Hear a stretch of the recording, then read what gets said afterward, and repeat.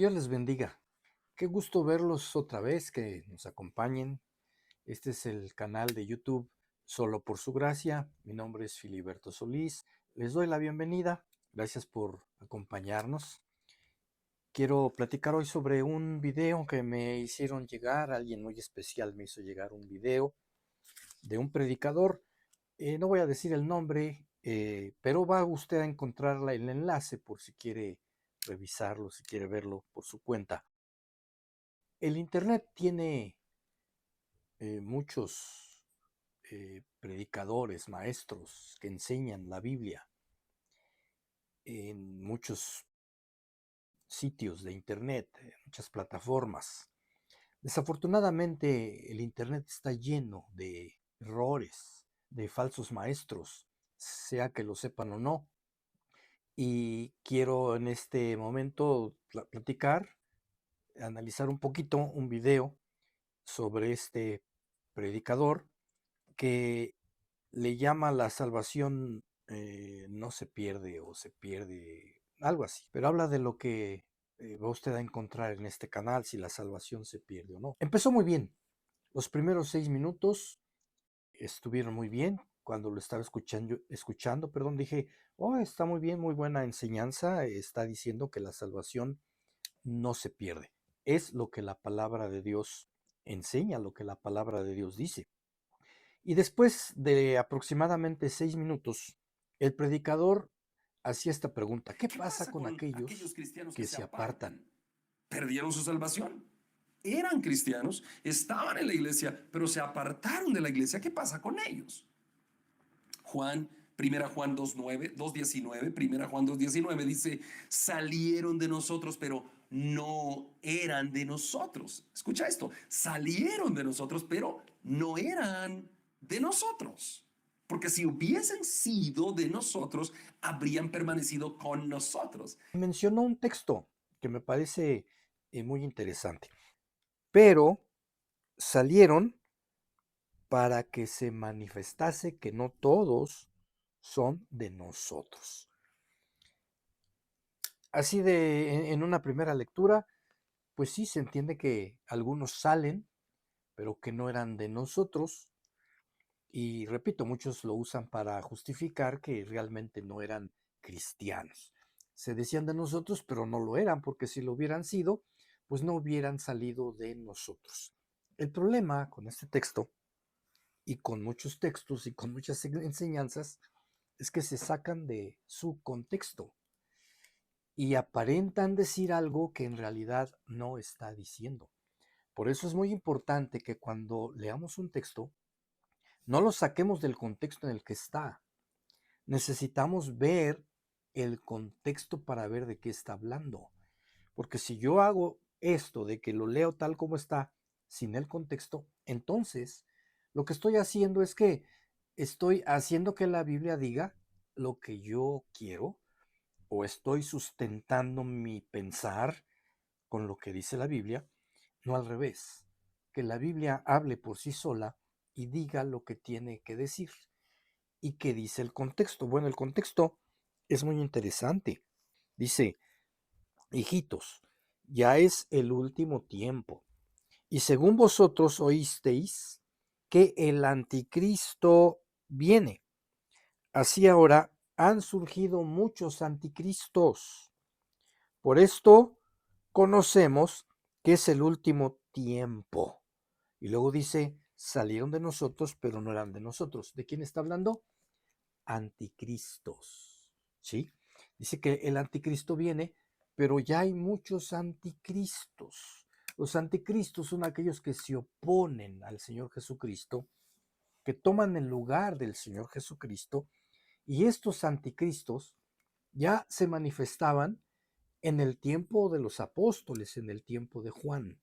Entonces, no está hablando de cristianos que se apartan, está hablando de anticristos, aquellos que abiertamente se oponen al Señor Jesucristo. Ese es el contexto.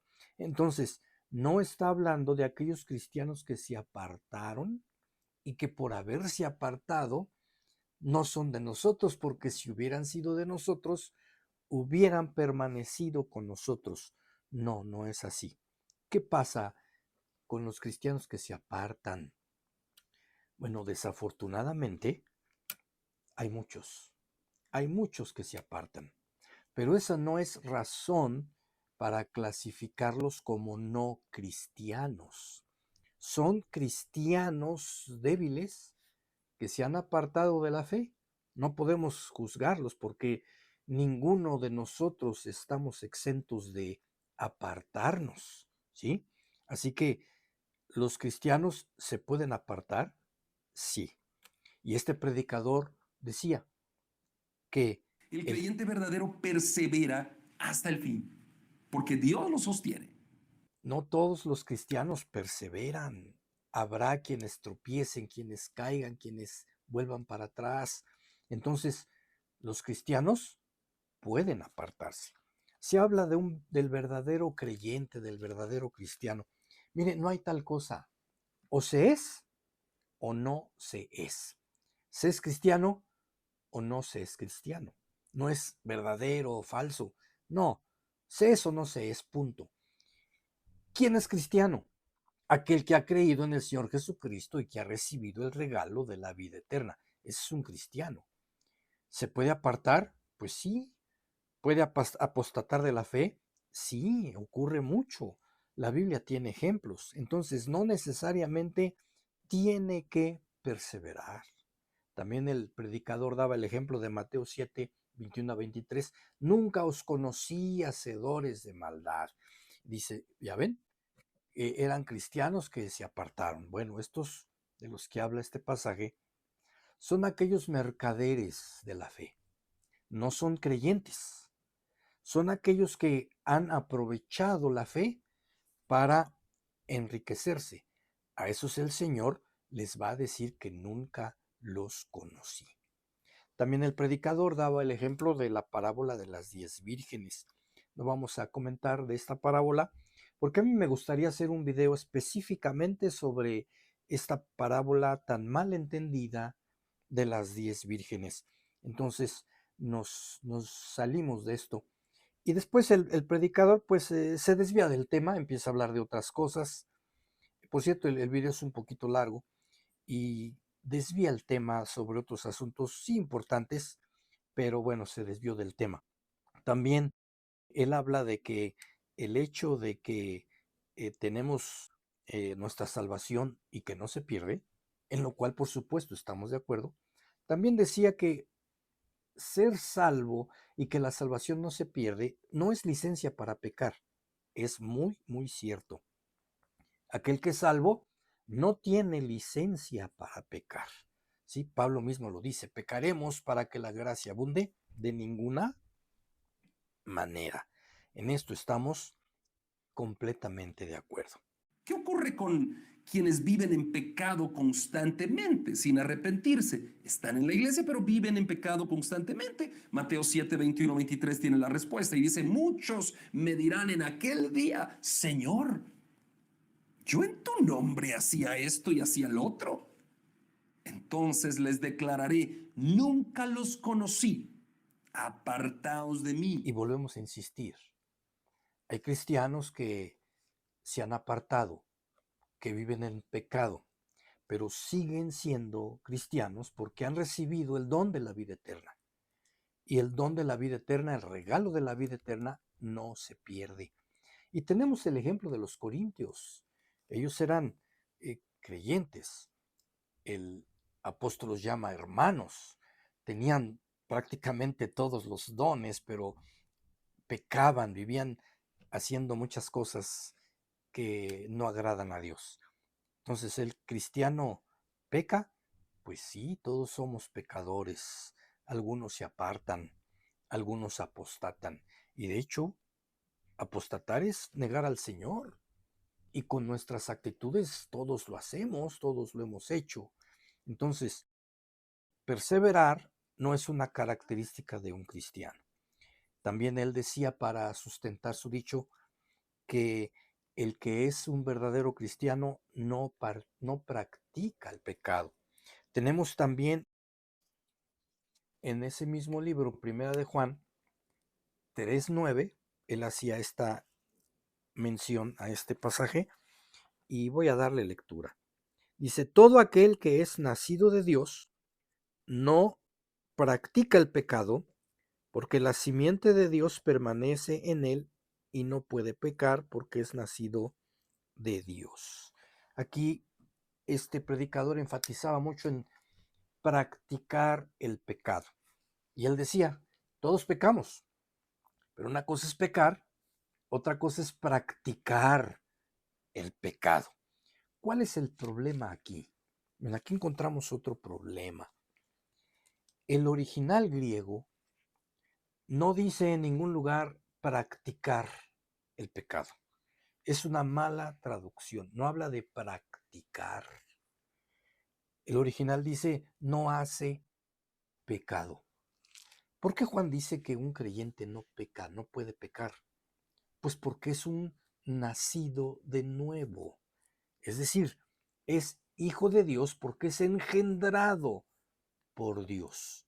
Es decir, en nuestro espíritu, nosotros no pecamos y no podemos pecar porque nuestro espíritu ha nacido de nuevo, ha sido regenerado. Somos hijos de Dios, tenemos la simiente de Dios, la vida de Dios, y en nuestro espíritu no pecamos, no hacemos pecado.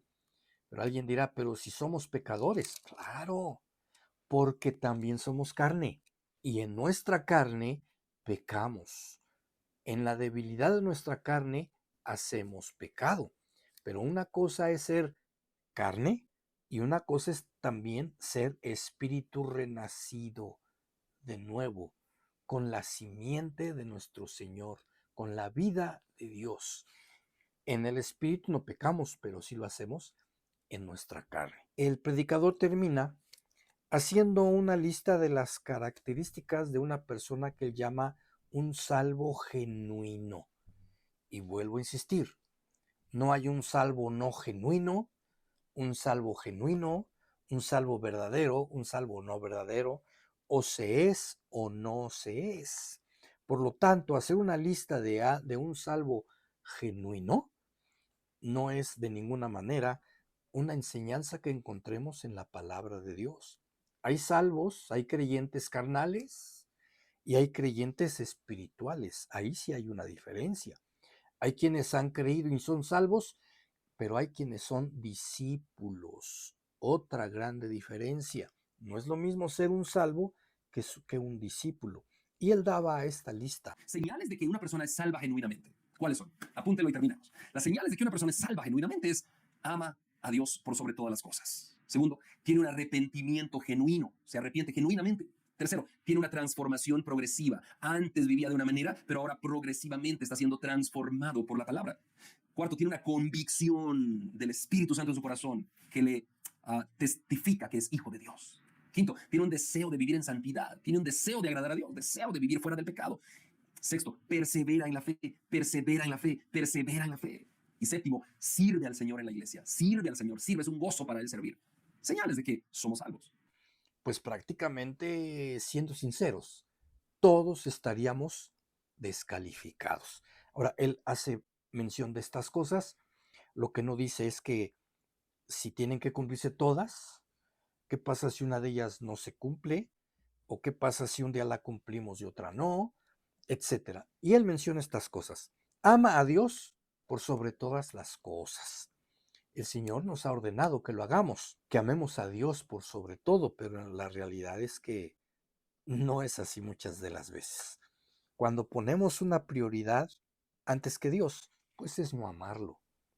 Dice, se arrepiente genuinamente. Aquí hay otra, el arrepentirse genuinamente. Es lo mismo, o te arrepientes o no te arrepientes. Transformación progresiva de vida. Hay cristianos que viven estancados. Decíamos, vuelven para atrás. Ese no está transformado progresivamente. Al contrario, ¿verdad? Otra característica. Tiene la convicción por el Espíritu Santo de que es hijo de Dios y un deseo de vivir en santidad.